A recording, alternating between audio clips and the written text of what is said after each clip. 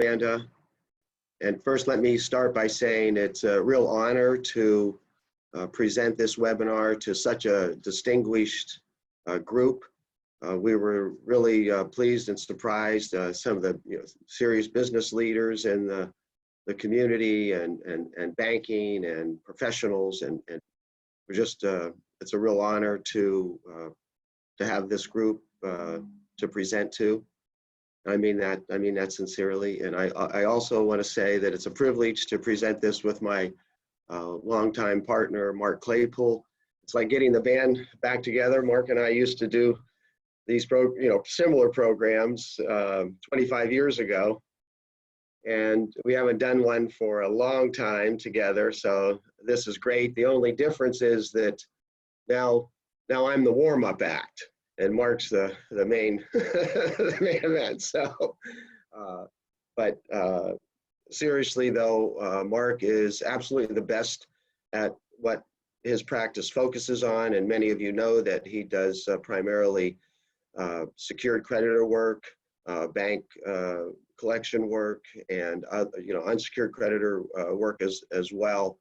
He's absolutely the best in the Western District of Pennsylvania in what he focuses on, but he was kind enough to participate today, and his presentation will also be, as mine will be, from the perspective of the debtor. So, thank you, Mark, for participating in that, and I mean that it is a privilege. So let me jump in, and everybody believes that Chapter 11 is going to be more popular given the economic fallout following the COVID-19 pandemic. And I think that's true too. And I want to make a prediction. I want to start by making a prediction that the bankruptcy code as we know it today will change, and it will change based upon recommendations that are made to Congress and ultimately to the President from the College of Bankruptcy Attorneys. And those changes will not be as quick as the CARES Act, but they'll be coming. And so that's my prediction. Now, prediction is based on the fact that bankruptcy laws historically have been adaptive and creative in response to economic crises since the foundation of the country back in 1789, when the Constitution was passed. All of the power of the bankruptcy court rests in Article 1, Section 8 of the Constitution, which says that Congress shall have the power to legislate for uniform laws on the subject of bankruptcy, and it has done that. Throughout the 1800s, the bankruptcy laws were passed specifically in response to economic crises. So there was not, like we have today, a modern bankruptcy code that has a perpetual duration, where back in the 1800s, the Bankruptcy Acts were just passed for specific purposes. The first one, in fact, in 1800 was passed in response to a shipwreck outside of Philadelphia, and it provided for involuntary bankruptcy against merchant traders who had harmed and who owed money to business people in Philadelphia at that time. It only existed for 3 years. A very good example of bankruptcy laws responding to an economic crisis was the Bankruptcy Act of 1867. And the Civil War, of course, was from 61 to 65. And it had, although it was a boon for the North, there were serious negative economic consequences throughout the South. And the Bankruptcy Act of 1867 addressed that. Then again in 1898, there was a Bankruptcy Act, which is the first Bankruptcy Act of 1898, which was the first law to actually introduce the concept of a business reorganization, which is what we're talking about today. So I just didn't want to skip over the 1898 Act, as we refer to it. But the Act was amended. My point is that in response to the Great Recession, the Act was amended in 1938, which from the Chandler Act. Now, the Great Recession went on for a long time, but primarily between 1929 and 1933. But then in 1937 and 1938, and I hadn't realized this, but there was a serious recession when the country was coming out of the Great Depression. In 1938, there was a serious recession, which resulted in unemployment not as bad as the 25% global unemployment under the Great Depression, but was a very serious event at that time. And the bankruptcy laws changed and responded with the Chandler Act, which made relief more accessible to businesses.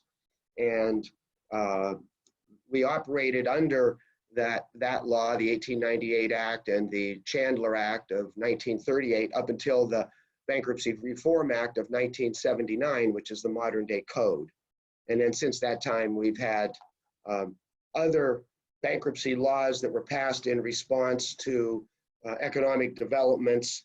There was a sense that people were abusing the system. And so the Bankruptcy Abuse Prevention and Consumer Protection Act, BAPSIPA, as we refer to it, was passed more recently.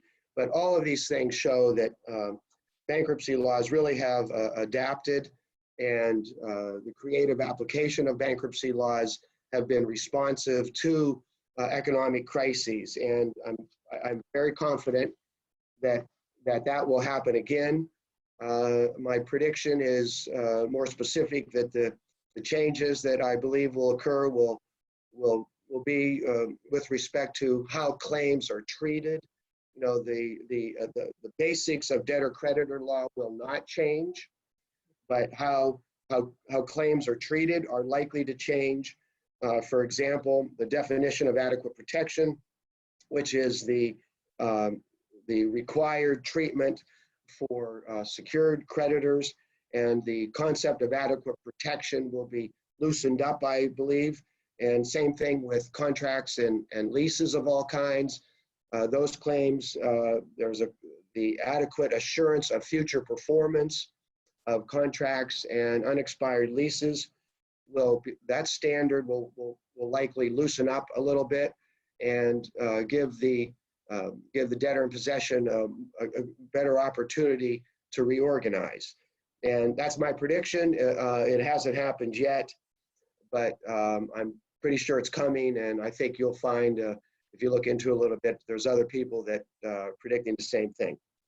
But what I said, I don't want to lose sight of the main point being is the basics of debtor-creditor law will not change.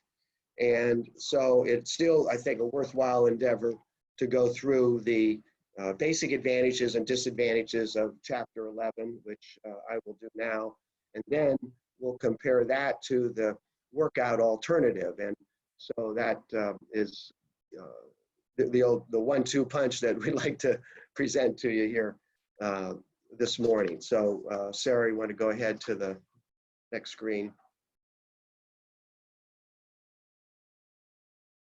Okay, then we'll start in with the advantages.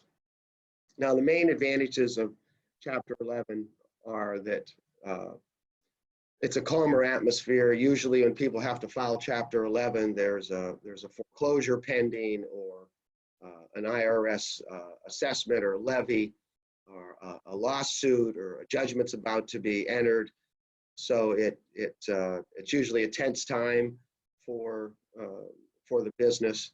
And Chapter 11 provides for the automatic stay, which is just what it says. It's automatic. You don't have to do anything. Once the petition's filed, the stay goes into effect, so that any action that's pending against the debtor is immediately put on hold, and all collection effort, including eviction letters or demand letters or telephone calls, all of those things are automatically stayed. And if you violate the stay, then it's contemptible. And usually people understand this, and when you advise them of the bankruptcy filing, most people understand that an automatic stay is in effect. Another one of the big advantages, and I've tried to group these into logical subgroups, is but another advantage is the consolidation of all legal matters in front of one judge. So not only are all of those potential lawsuits stayed, but they are all consolidated in the bankruptcy court. And this is very important when you have a debtor that has, for example, numerous lawsuits pending against it in several different jurisdictions. And oftentimes there's lawyers involved in each of those jurisdictions to defend the debtor, so the expenses are more. If there's insurance related, you have the insurance companies are having to hire counsel in those separate jurisdictions, and it's a disjointed waterfront, and so the consolidation of all those actions into one forum is a great benefit. And there's several cases, I won't mention the cases, but pending now in Erie that this is obvious that it's an important advantage, and Judge Agresti takes these things on, our local bankruptcy judge takes these things on head on. So the consolidation of all legal matters in front of one judge is really an important advantage, along with the calmer atmosphere as a result of the automatic stay. So that's just sort of those are the advantages as the case sets up, if you will. And then Sarah, can we go to the next? Now, this is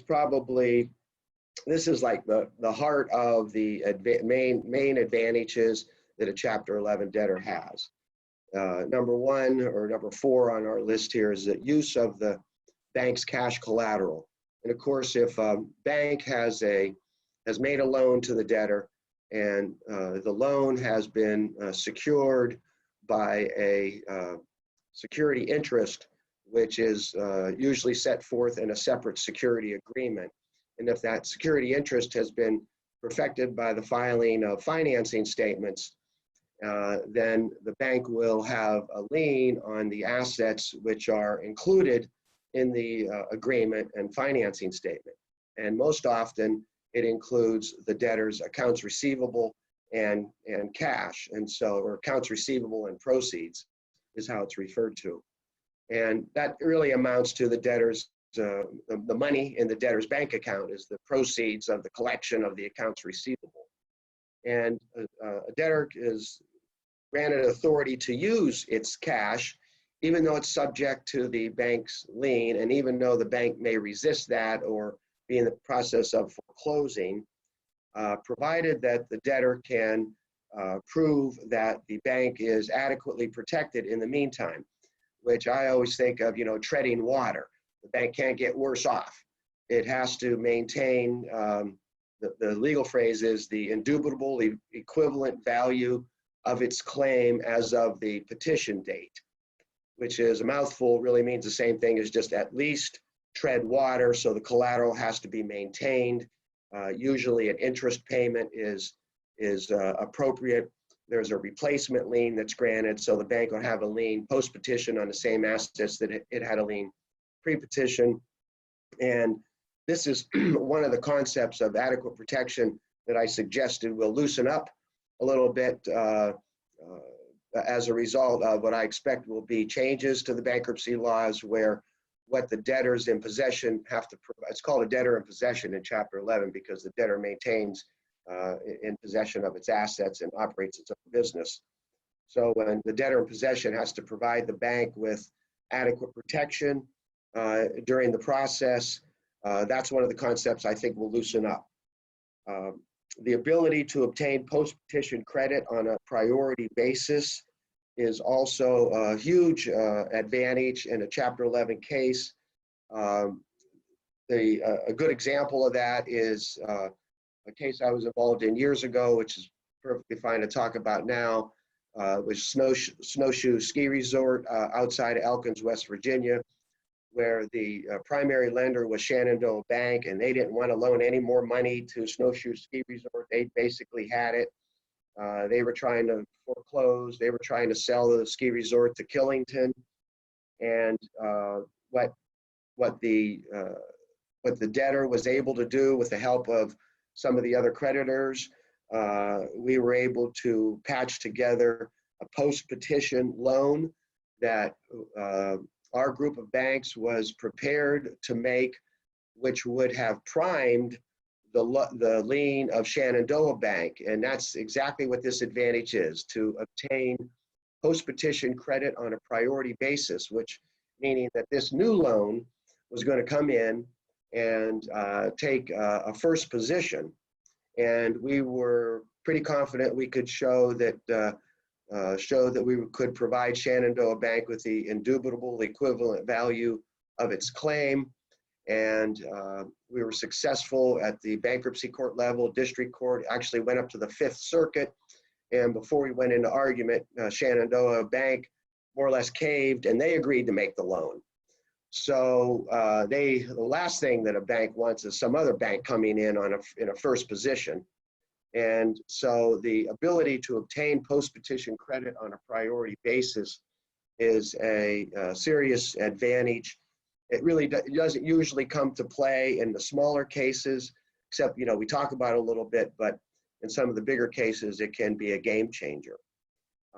Another big advantage is, and I'm saying this slide is sort of the heart and soul of some of the more important advantages. The ability to reject burdensome contracts and leases.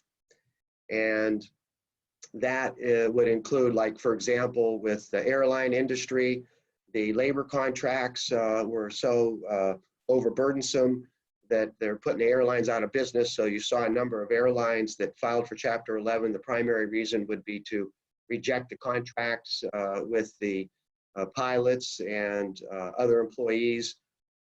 So this is huge. And I remember my late great partner John McLaughlin used to say, "Guy, what happened to the Constitution down there in bankruptcy court?"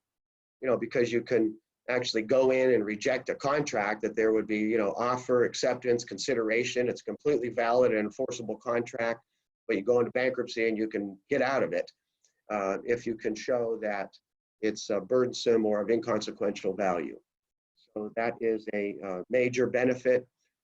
To assume a contract or lease, even if it's in default, if you show that first you have to cure arrearages, but then you have to prove adequate assurance of future performance. This is another one of those areas that I expect a new law will provide a debtor with, a greater, a more liberal definition of adequate assurance, and give the debtor a greater chance to assume a contract, even if it's in default, and even if the other party to the contract is resistant. The restructuring of the debt is what sort of part and parcel of all these things we've been talking about. I just do want to make a point regarding the CARES Act, which I think, you're all pretty familiar with that. I think the Coronavirus Aid, Relief, and Economic Security Act, CARES, that was, 600 and some page act, but there were only 5 or 6 pages that actually had to do with bankruptcy or with Chapter 11. So that also feeds into my prediction that there's more coming. But it did include, one of the most important aspects of it was the Payroll Protection Plan, the PPP program, which I think many of you are familiar with.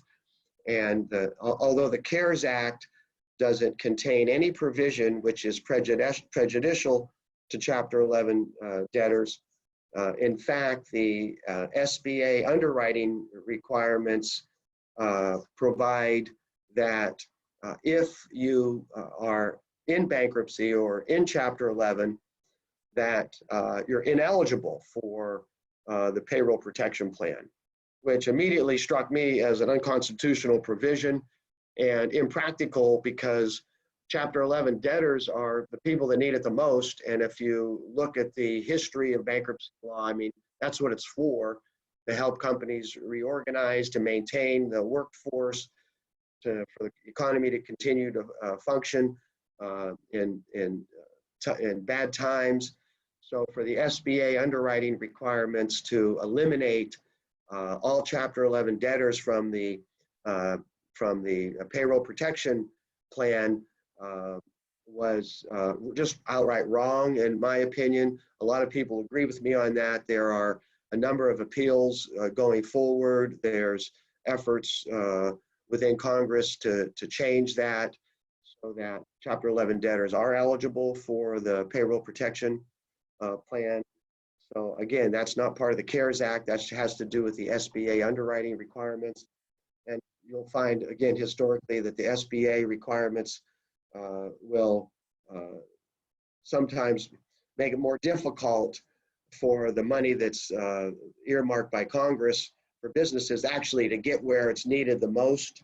We found that with the steel relief in the early 1980s, but bankruptcy lawyers are trying to address that. I thought I would mention that. I don't want to stick on that too long, but Sarah, I'd be ready to go to the next slide. Another advantage of Chapter 11 is that the plan binds dissenters. So if you have, there's a vote actually, and the creditors who are impaired, that are the treatment under the plan is less than what the applicable contract provides for, which is many of the different classes of creditors. If 1/2 in number of the members of any particular class who hold 2/3 an amount of the debt in that particular class, if they vote in favor of the plan, then the parties within that class who dissent or object are bound by it anyway. And the plan is then, it's a new contract between the debtor and all of its creditors, whether or not they voted to accept the plan. And that results in really a new balance sheet is what a plan provides the debtors with. And over the years, I've come to accept that as one of the most important aspects of Chapter 11 is to recast the debtor's balance sheet based upon the treatment that's provided for under the plan.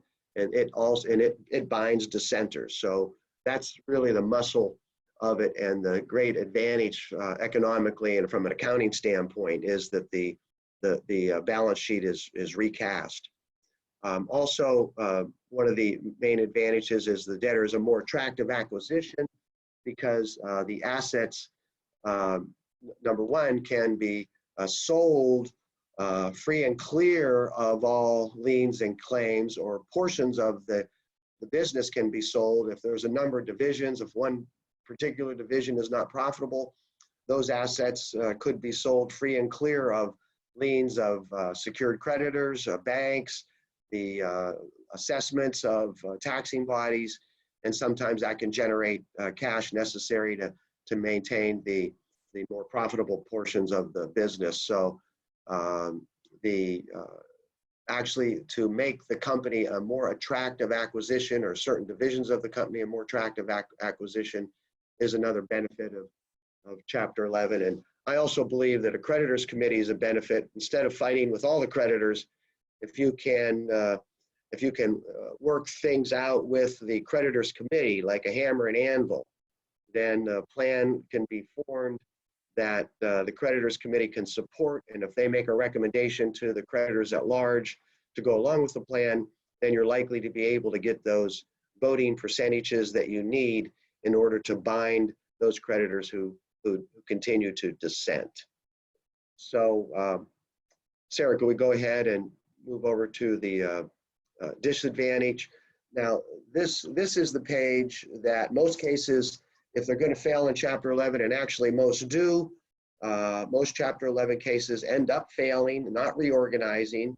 I'm proud to say that at the Knox firm, we've managed to confirm plans in approximately 80% of our cases over the last 30 years. The national average is the reverse of that.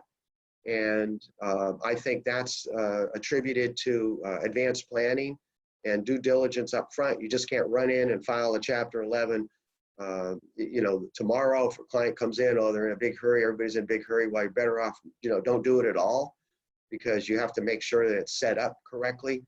And these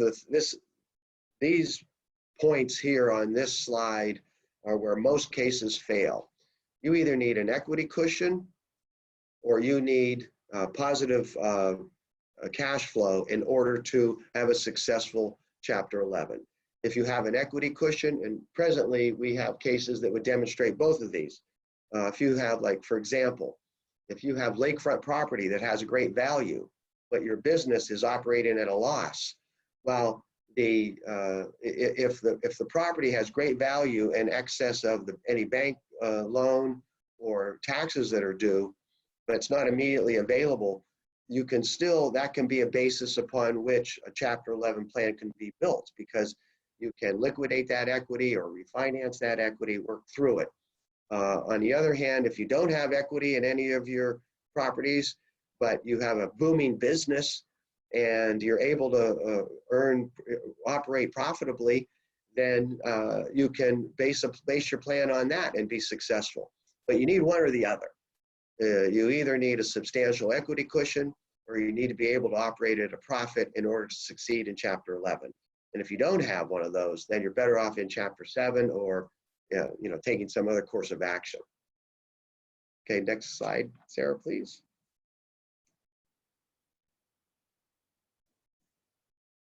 But now, these are also important disadvantages to keep in mind. The debtor is limited to the ordinary course of business.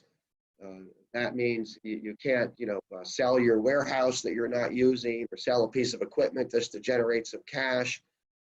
You have to stick to the ordinary course of business. If you're a retailer, then of course it's ordinary business to sell your inventory. Or a car dealer, ordinary business to sell out of your floor plan.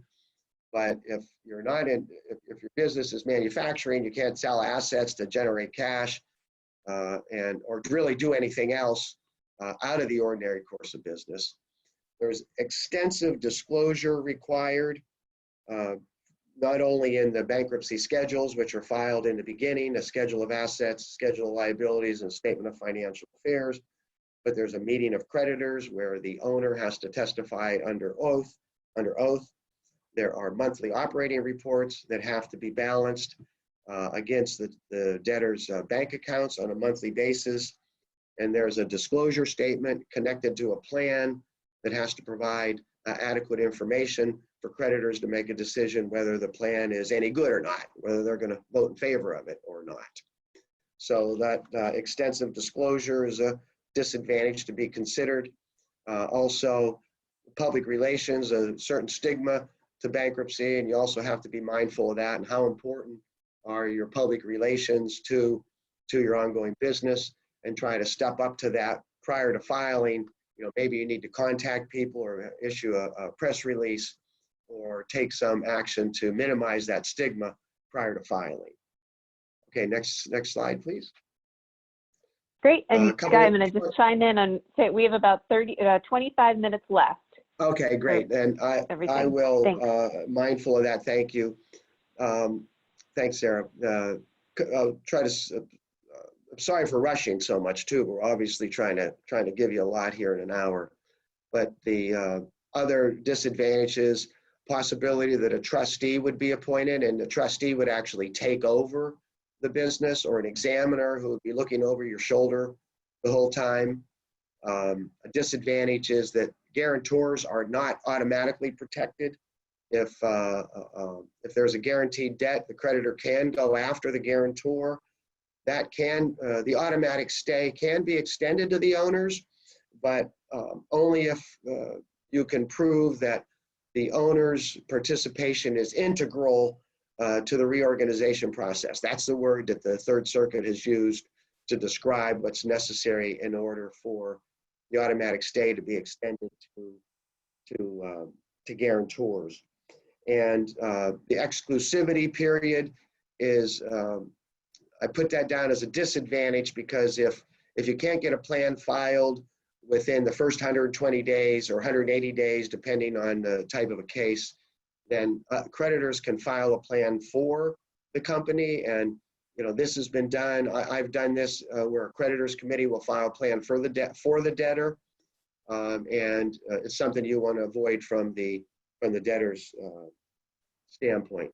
Then finally, Chapter 11 can be expensive, but the point is you need to be cost effective. The professionals need to be cost effective. That's the key to it. I mean, you know, when you look at the company, how much would you pay for the ability to recast your balance sheet? So you want to look and see how important is that to you, and is it worth it? Now, let me try to run through quickly the issues demanding early resolution. The venue and the entity filing, that's a bigger deal than you might think. You know, a lot of companies, especially today, there's affiliated companies that have a separate LLC for different divisions. So you have to figure out which entities you should file and what court you should be in is important. You do a little forum shopping possibly. A lot of cases file in Delaware, as you know, and there's some liberal policies there. Texas is trying to be an attractive jurisdiction, but we have a very strong and very good bankruptcy bench in the Western District of Pennsylvania. So both in Erie and in Pittsburgh. So I wouldn't think it's necessary to run off to another district for that. Our judges are adaptive and accommodating, and also balancing, the debtor-creditor work. So we have an excellent district for Chapter 11s. Issues demanding early resolution, operating capital, cash collateral. We talked about those concepts. The big three: insurance, taxes, and wages. You got to make sure the debtor can pay its insurance, its taxes, and its wages post-petition. There can't be any exceptions to that. If you can't do that obviously you put the pre-petition debts aside, but you must pay insurance, taxes, and wages on a going forward basis. And you got to make sure you have that you're prepared for that before you file. Okay, next slide, Sarah, please. You have to indoctrinate management, things like you can't act out of the ordinary course of business. You have to make sure that you don't believe there's fraud or mismanagement, because if there is, not only do you need to make sure the individual gets separate representation, but you'll need to address those problems, not be taken by surprise, not have someone else point that out to you. I would say that this is a big focus now in response to COVID-19. The government is really gearing up its investigations of bankruptcy fraud because they're expecting it to be a bigger concern now than it has been previously. I'm not so sure about that assumption, but that's happening. So this is a very important preliminary issue to take a close look at, as it always is, but even now more than ever. And then you also need to look at security measures for the company, like, do you need to change the locks? I've had cases where you hire private investigators to, watch the facility overnight to see what's going on, overnight surveillance. Security cameras are helpful now. But security is an important part of what needs to be considered very early on. And then finally, determining what contracts should be rejected, identifying hostile creditors that you need to work with, and trying to make provisions for retainers. And often you need not just lawyers, but you need competent accountants and consultants sometimes as well, in order to have a successful Chapter 11. But whenever you're looking at the possibility of a Chapter 11 and the need for a Chapter 11, it always makes sense to consider, what's the alternative? Almost all my clients want to talk about the alternatives before they pull the trigger, so to speak. And so I'd like to turn over to Mark to talk about the workout alternative. Good morning, everyone. My name's Mark Claypool. I'm also an attorney with the Knox Law Firm. Guy and I have worked together for almost 30 years now. It just seems like forever. And thank you, Guy, for your presentation. And I'd like to thank the Chamber as well for being kind enough to be able to host this and allowing us to talk to everyone today. As the people involved or participating in the webinar may know, my practice is usually on the creditor side of the equation.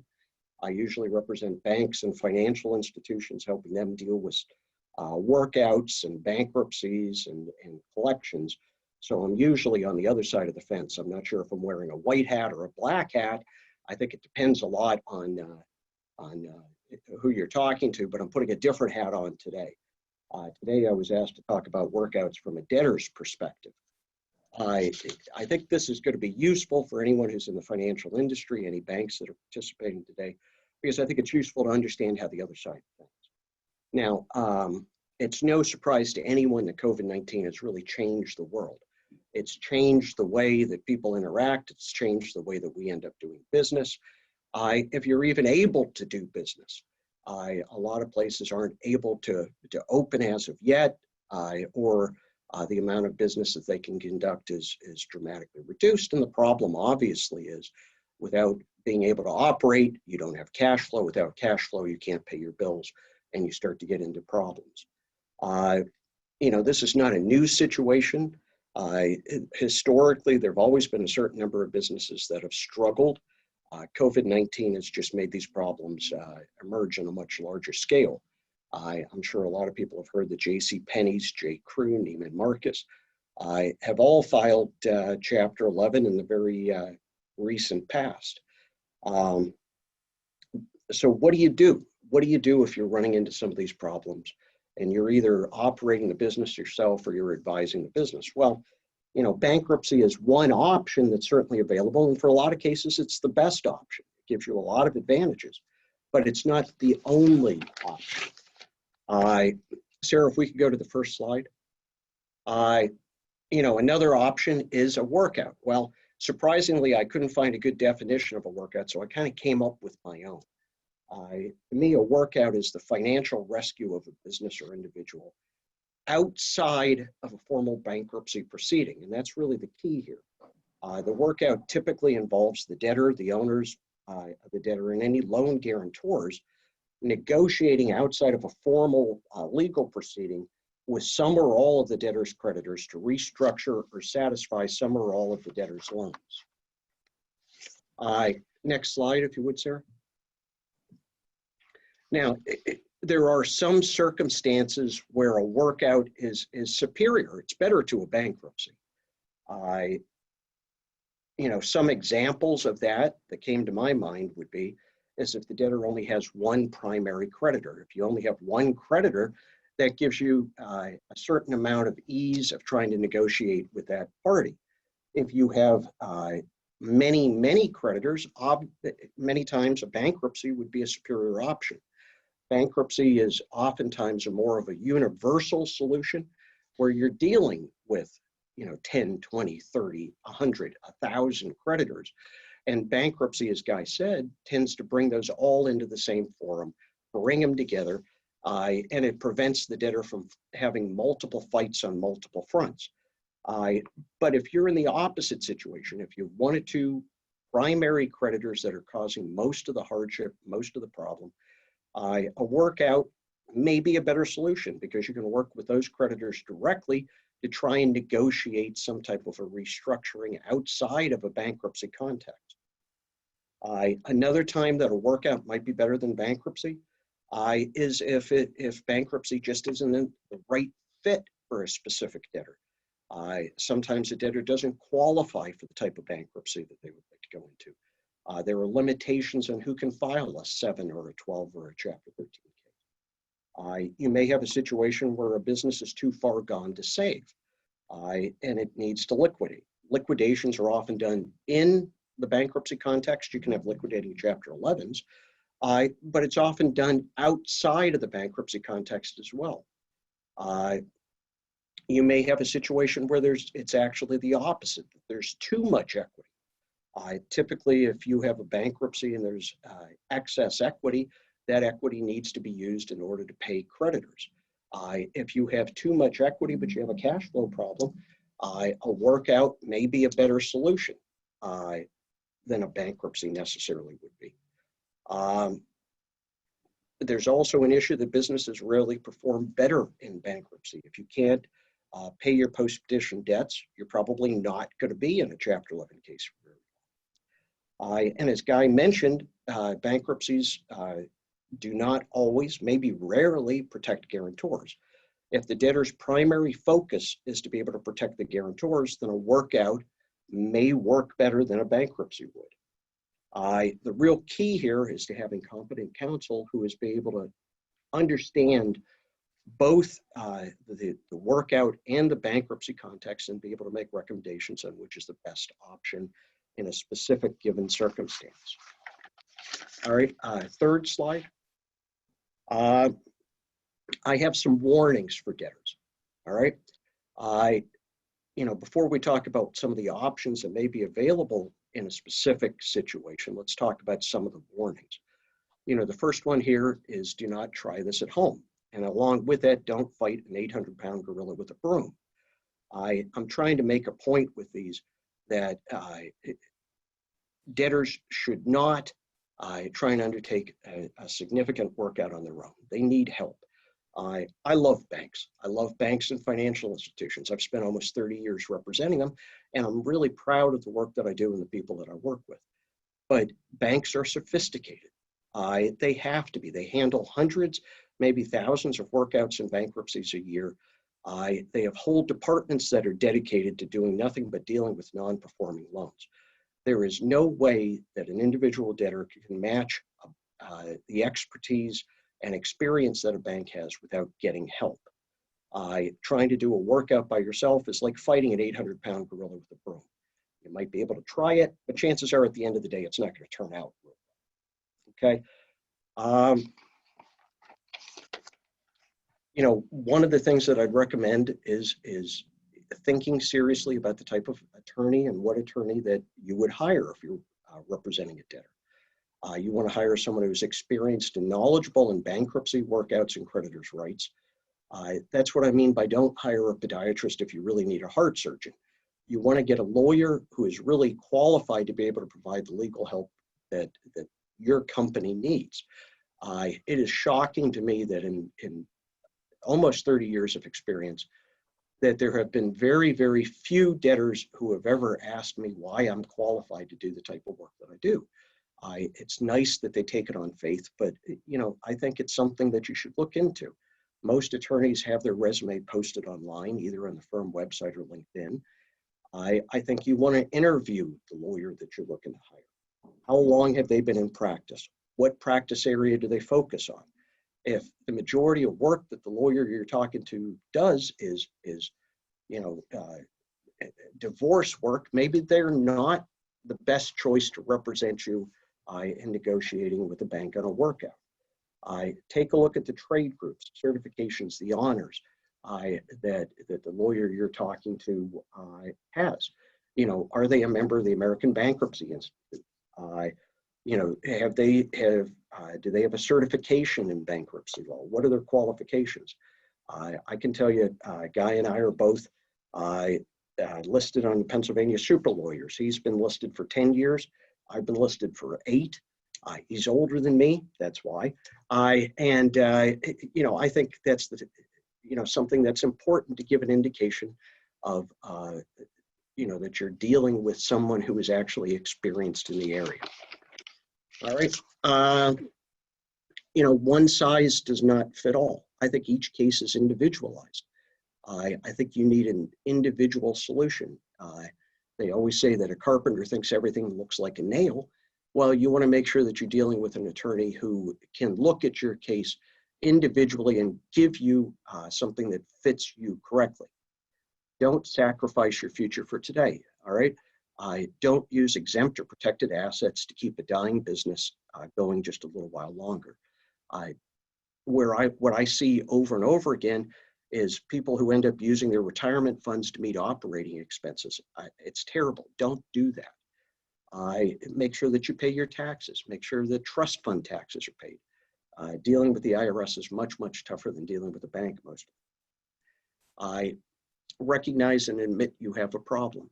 If you're the owner of a business that's struggling, or if you're advising them, they need to be honest about the problems that they're having, and they need to be knowledgeable about the problems they have. Having an accountant involved with this at an early stage is phenomenal. It makes my life a lot easier because I have the financial information I need from the get-go. All right, next slide if we could. Let's talk about some of the options that would be available. Now, not all of these are going to apply in every case. Not all of them are appropriate in every case. If you use the wrong one, it can lead to an absolute disaster. The key is knowing what you need and when you need it. COVID-19, there are a lot of options out there that probably a lot of you are familiar with. You have the Paycheck Protection Program, the Economic Injury Disaster Loan Emergency Advances, the SBA Express Bridge Loans. This is something that the Chamber has on their website, and it's a fantastic resource. Those are for businesses. For individuals, the state has put a recent moratorium on residential evictions or foreclosures until July. Under the CARES Act, any federal-backed mortgage has a forbearance automatically in place of either 60 or 180 days. And private banks are encouraged to work with borrowers, but not required. But I think many of them are. Negotiated restructurings. All right, in an appropriate case, a debtor may be able to restructure its loan with its primary lenders. And this can include a temporary suspension of payments, extending loan terms, reamortizing the debt, reducing the interest rate. Sometimes they tack missed payments onto the tail end of the loan. You might convert a line of credit into a term loan. I'm sure there are a lot of other options that are out there, but once again, it's got to be done in an appropriate case to give the relief that the debtor needs, and to be able to do it in such a way that it benefits the creditor as well.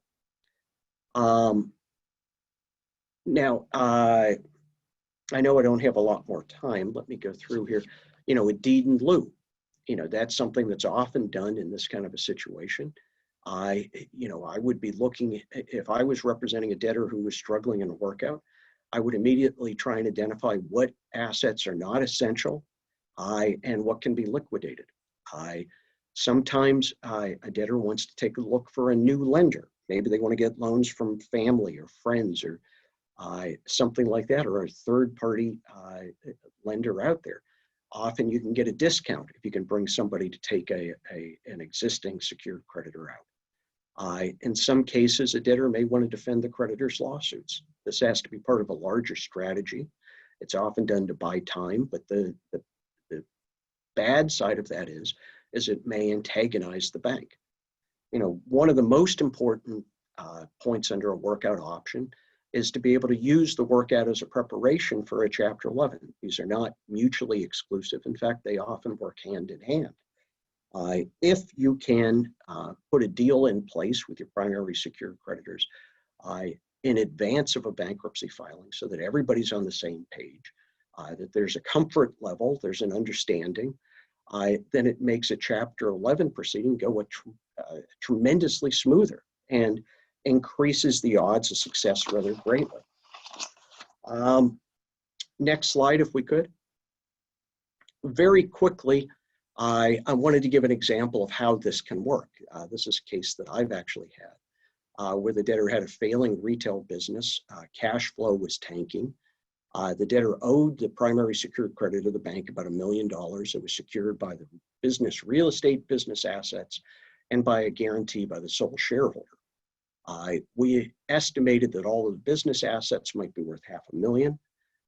The loan was in default and the bank was demanding payment in full immediately when we became involved with the case. Next slide. This is a case that I think worked out well for both the debtor and for the creditor. We reached an out-of-court workout with the bank where the debtor ceased operations and liquidated in such a way that it assisted the bank in liquidating the assets. We saved the bank a tremendous amount of time and money. We could have stretched things on for a very long time, but we wanted to work with the bank in order to be able to get some concessions on the tail end. We provided a deed in lieu to the bank. We worked with the bank to auction off the other business assets. The taxes and employees were paid with the bank's consent. The key on this case for the debtor was they wanted to protect the guarantor. They wanted to protect the guarantor's house. Well, we knew that there was going to be a $500,000 deficiency, and we were able to analyze what the effect would be as if we put the debtor into bankruptcy. And we made an offer to the bank that was better than what they would have gotten if we had gone into bankruptcy. And the bank was able to realize that. We didn't just go to the bank and say, hey, what can we do? We provided them with a plan, and they agreed to it. We end up paying the bank $75,000 toward the $500,000 deficiency. It'll be secured by the debtor's residence with a mortgage that was amortized over 15 years and paid monthly. That was key for the debtor. They needed to have the ability to be able to cash flow this. The debtor went to work for a new employer and had to have the money to be able to pay this in the long term. The bank agreed to release the guarantor for the remaining $425,000 deficiency, but the bank ended up doing okay on this.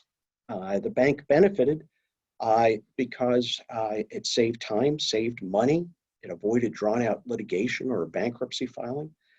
We maximized the value of the bank's collateral with the debtor's help. And the bank ended up receiving more as a result of this workout than it likely would have if we'd have gone into a Chapter 13 or some other type of bankruptcy proceeding. So, you know, it's entirely possible to do these as a win-win situation. And then in a workout, that's really what you want to be working toward. All right. That's all I have. I think Guy and I would be more than happy to answer any questions any of you have. And I want to thank you for participating in the webinar today. It's been a pleasure talking to you about this a little. Great, thank you both. So we have not had any questions submitted, but I think just to clarify one point, if people have questions after the presentation today, would it be okay if they reached out to either of you directly? Absolutely. Absolutely. We would be happy to talk to anybody about this. You've got on our screen our contact information. We'll welcome the opportunity. This is what Guy and I have done for more than 30 years, and it's something we feel very passionate about. Perfect. Okay, well, I'm just checking the chat here one more time. Doesn't look like we've gotten questions. So I think with that, unless there's anything either of you want to add before we close? Well, I'd like to say, I'd like to again thank everyone. It's a great group. Please ring us up after, and we can talk to you about specific situations that you have, and we can talk about different ways to address it. And certainly, you got a good sense of Chapter 11 versus loan workout, and so boy, Mark made the workouts look so good. Maybe that's the way to go.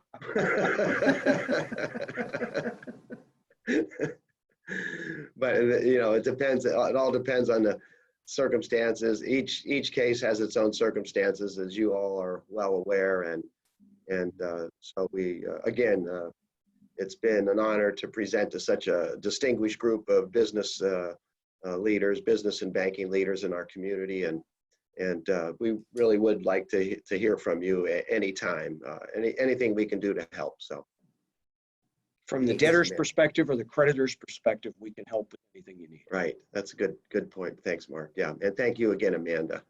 Yes, thank you both for presenting. We really appreciate it. So just another quick reminder for those of you on the call who are CPAs, Sarah Holland from Knox Law will be sending out an evaluation via email after the session today to verify your attendance and your eligibility for the CPE credit that they are offering very generously. So thank you to Sarah for that. And then another quick note on a follow-up email, I have been recording today's session, so I will be sending out the replay link along with the slides from the presentation. So if you need to go back and reference anything, you're welcome to do that. The last thing I'll mention is that we do have another webinar coming up this week, little bit different topic on Thursday, the 21st at 1 o'clock in the afternoon. We will be having a conversation with County Executive Kathy Dahlkemper and the Director of the Erie County Department of Health, Melissa Lyon. They're going to be talking about Erie County's COVID-19 response up to this point and sort of how they're thinking about and planning for the future. So definitely a great session, lots of information there, and I will include the registration link in the follow-up email that I send out. So with that, that concludes today's session. Thank you again to all of you for joining us, and I hope you all continue to stay well and stay safe.